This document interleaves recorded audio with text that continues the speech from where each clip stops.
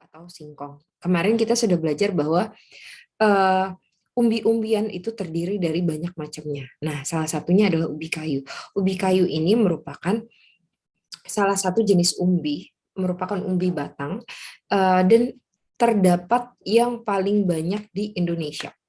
Jadi kalau dari sekian banyak jenis umbi yang ada di eh, umbi batang khususnya yang ada di Indonesia, dari Sabang sampai Merauke itu banyak terdapat umbi kayu atau singkong. Nah, tapi untuk mencari umbi yang berkualitas atau umbi yang bisa kita gunakan eh, sebagai tempat sebagai bahan baku untuk industri itu tergantung dari jenis ubi kayunya, dan itu tidak di semua tempat ada. Oke. Kita kita akan bahas dulu ubi kayu secara luas. Jadi ubi kayu ini kelebihannya dapat tumbuh di daerah yang relatif kurang subur dan kering, mudah dipelihara, mempunyai daya tahan yang relatif tinggi terhadap penyakit, mampu bersaing dengan berbagai tumbuhan pengganggu, dan juga produktivitasnya tinggi. Dan juga bisa dimakan sebagai makanan pokok, serta bisa digunakan sebagai makanan pendamping dan juga makanan pokok. Makanan pokok berarti dia bisa sebagai pengganti dari beras ataupun substitusi dari beras. Nah, oke. Sebagai tanaman rakyat, ubi kayu lebih berperan sebagai pangan penduduk di daerah rawan pangan, karena memang jika kita lihat lagi, ketika daerah itu memiliki suatu kerawanan pangan, kita bisa menanam singkong karena pertama dapat tumbuh di tanah yang relatif kurang subur. Kedua, dia tata cara pemeliharaannya itu pun lebih sederhana ya, jadi tidak harus menggunakan pupuk, tidak harus menggunakan pengusir hama. Jadi karena kriteria seperti itu dan juga dia bisa sebagai makanan pokok, maka dapat digunakan sebagai makanan pertama yang akan dicari orang ketika terjadi daerah rawan pangan di daerah tersebut. Oke. Next slide ya. Nah, ini kalau kalian lihat, ini bagian tanaman dari ubi kayu atau bahasa latinnya manihot. Ini terlihat bahwa daunnya seperti jari. Jadi dia panjang-panjang seperti jari. Kemudian batangnya dia agak kurus, tapi dibilang lurus tidak, tapi juga berkelok-kelok yang berlebihan juga tidak. Jadi cenderung lurus, naik tinggi ke atas, kemudian dia memiliki akar serabut. Nah, di akarnya tersebutlah yang memiliki yang terjadi perbedaan dengan tanaman lainnya, yaitu dia menjadi cadangan makanan. Nah, sebagai cadangan makanan itulah sehingga dia menjadi sebagai cadangan makanan. Oke, kayaknya sih semua pada tahu ya bagaimana tanaman singkong itu sendiri atau tanaman ubi kayu. Nah, ini adalah gambaran di dalam umbi kayu, terdiri berbagai macam lapis. Nah, kalau yang dilihat sebelah kiri, ini ada satu A, ini adalah kulit terluarnya, yang biasanya masih banyak ditempel di tanah. Ini ada satu B ini kulit kulit bagian dalam, kemudian dua ada lapisan lagi, kemudian yang ketiga itu sudah masuk ke dalam bagian dagingnya, dan juga bagian 4 itu ada bagian intinya. Kemudian ini kalau dilihat di bagian bawah ini, kalau kita lihat secara lebih dekat lagi dengan mikroskopik. Oke. Ini teknologi pengolahan pati dan tepung ubi kayu. Ini ada beberapa contohnya, salah satunya pengolahan tapioka. Kemudian ada pemilihan bahan bakunya, pengupasan, pencucian, pemarotan, dan lain sebagainya. Kemudian ada juga pengolahan tepung ubi kayu menjadi tepung kasava, juga ada pembuatan tepung Asia atau biasa disebut tepung gaplek.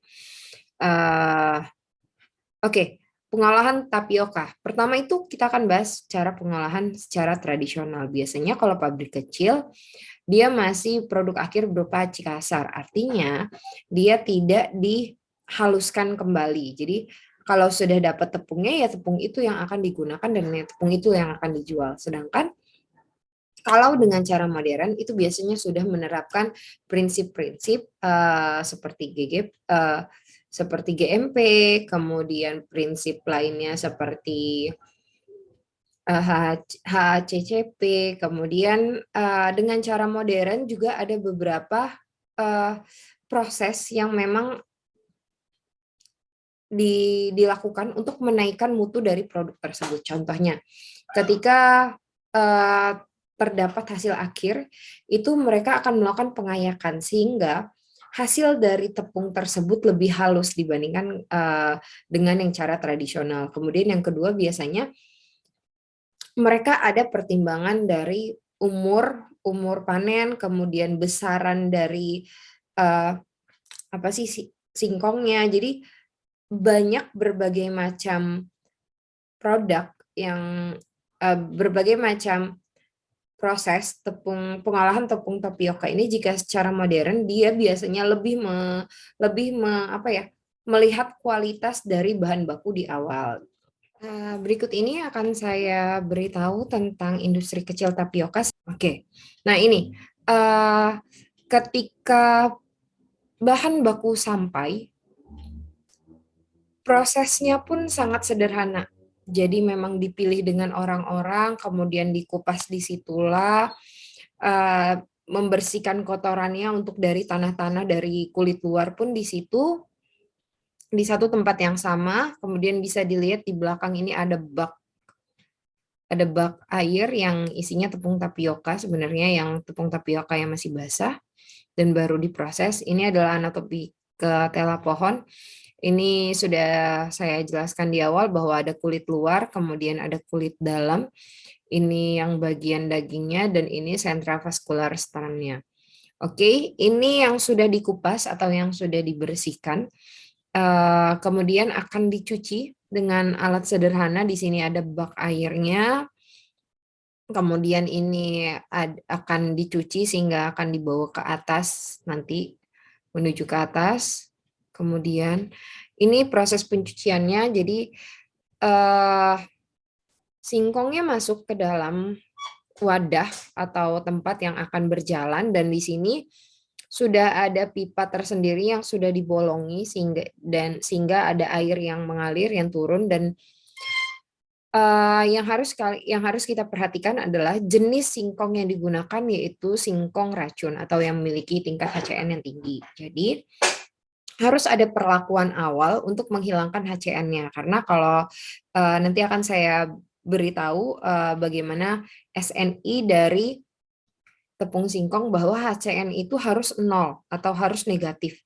Jadi kita harus memastikan bahwa semua prosedur yang kita lakukan itu aman sesuai dengan SNI-nya atau sesuai dengan aturan yang berlaku oleh pemerintah. Dan ini dicuci dan dilakukan perendaman agar HCN-nya bisa keluar. Kemudian ini pemilihannya. Di sini kalau kalian lihat ini singkongnya sudah dibersihkan, akan dilanjutkan menuju ke tempat pencacahan. Jadi dia langsung dihancurkan menjadi partikel-partikel kecil dalam kondisi masih basah. Ini bapaknya. Kemudian ini hasilnya. Hasil singkong yang sudah diproses. Ini masih industri kecil ya. Ini merupakan tempat salah satu sentra industri di Jawa. Nah, ini jadi ketika dia dihancurkan dan menjadi benar partikel yang lebih kecil lagi, akan terbawa air karena memang dari awal kan tadi ketika dicuci dia masih memiliki air, dan juga ketika dihancurkan pun ada sedikit air yang ditambahkan sehingga akan menjadi seperti ini. Nah, ini akan terlihat bahwa kolam-kolam ini terisi dengan air yang sudah tercampur dengan singkong yang sudah dihancurkan tadi. Jadi ditaruh di dalam kolam airnya, kemudian kita rendam sampai seharian biasanya. Kemudian akan dibedakan, akan diambil airnya, dan juga ini. Jika kalian lihat di sini, di bagian belakang ini ada bapak-bapak yang sedang meratakan. Di sini nanti ketika kering, ini di kolam ini ada dibiarkan semalaman sehingga akan terjadi perbedaan bahwa di bawah itu ada padatan, di atas itu ada cairan, jadi akan terpisah padatan dan cairannya. Kemudian cairannya ini yang dialirkan kembali untuk ke area pengolahan limbah. Kemudian yang bagian bawahnya padatannya itulah yang akan dijemur kemudian oleh si bapak-bapak yang ada di belakang. Kemudian setelah dijemur sehari 2 hari tergantung dengan kondisi dari sinar matahari yang ada, didapatlah tepung tapiokanya. Nah, tepung tapiokanya yang didapat ini dikumpulkan ini kalau melihat gunungan putih ini adalah tepung tapioka. Nah, ini adalah pengolahan limbah di tahun ketika pabrik tersebut di tahun 1999. Nah, tapi untuk yang sekarang pabriknya sudah modern, jadi semuanya menggunakan alat, kemudian hampir rata-rata limbah airnya pun diolah kembali untuk menjadi gas metana yang dan gas tersebut pun digunakan sebagai proses untuk pembakaran dari kotoran atau sampah padatan yang didapatkan dari proses awal yaitu pensortiran dan juga pengupasan kulit-kulitnya dan juga kotorannya, kemudian dibakar, kemudian itu menggunakan limbah tersebut, kemudian air limbahnya diproses ulang sehingga menciptakan sekarang itu produk industrinya sudah besar dan dia zero waste, jadi tidak menghasilkan limbah sama sekali. Semua produksinya, semua prosesnya itu dilakukan secara cermat dan juga bisa tidak menghasilkan limbah sama sekali. Jadi diharapkan semua perkembangan dunia industri akan semakin maju sehingga kedepannya bisa lebih baik lagi. Nah, ini saya beri gambarannya. Di awal ini adalah truk yang kemudian ini ada timbangan. Ini sebenarnya merupakan timbangan angkutan. Dia memang ada timbangan khusus truk. Jadi untuk melihat berapa banyak jumlah beban yang dibawa oleh si truk tersebut, kemudian dimasukkan ke dalam wadah atau satu tempat pengumpulan bahan baku, kemudian ini diproses dengan pencucian, kemudian ini kan pembersihan nih, dibersihin, kemudian dicuci, kemudian habis itu pengupasan, dari pengupasan ada pemotongan, kemudian ada ekstraksinya, kemudian akan didapatkan pulpnya, akan didapatkan fibernya. Nah, ini adalah semua proses di dalam industri yang sudah bagus atau yang sudah besar. Oke, mungkin kita bisa kembali lagi ke awal.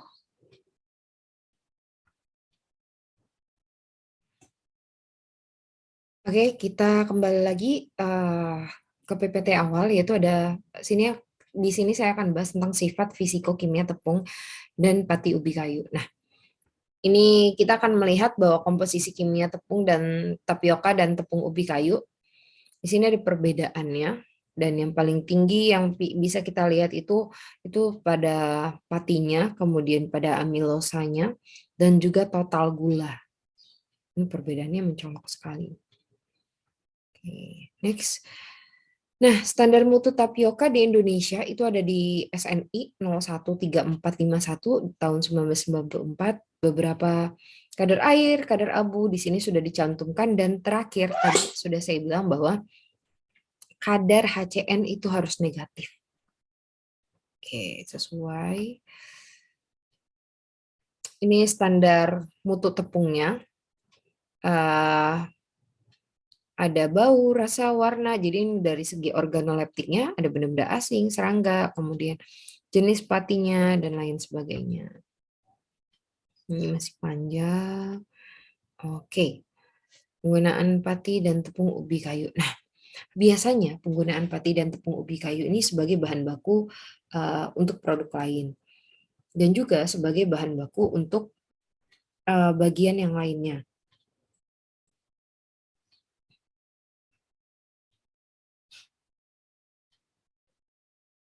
Nah, dan ini salah satunya adalah produk bakery atau roti tawar. Roti tawar dari tepung ubi kayu itu harus kita proses dengan melihat amilosa dan amilopektinnya. Jikalau dia memiliki tingkat atau kekuatan gelatinis gelnya tinggi, maka dia tidak cocok sebagai bahan baku produk bakery atau roti tawar.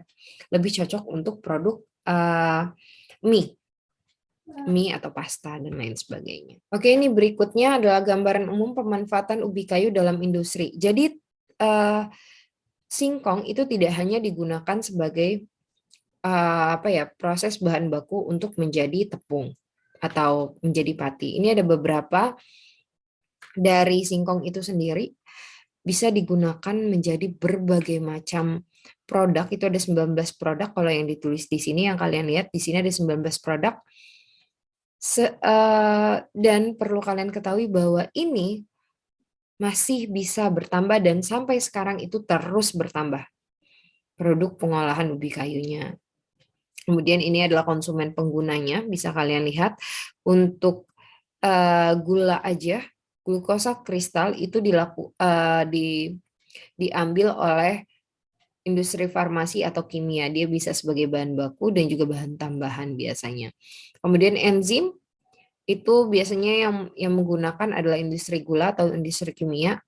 Kemudian tapioka digunakan pada industri pangan, onggok pada industri pakan ternak, dan lain sebagainya.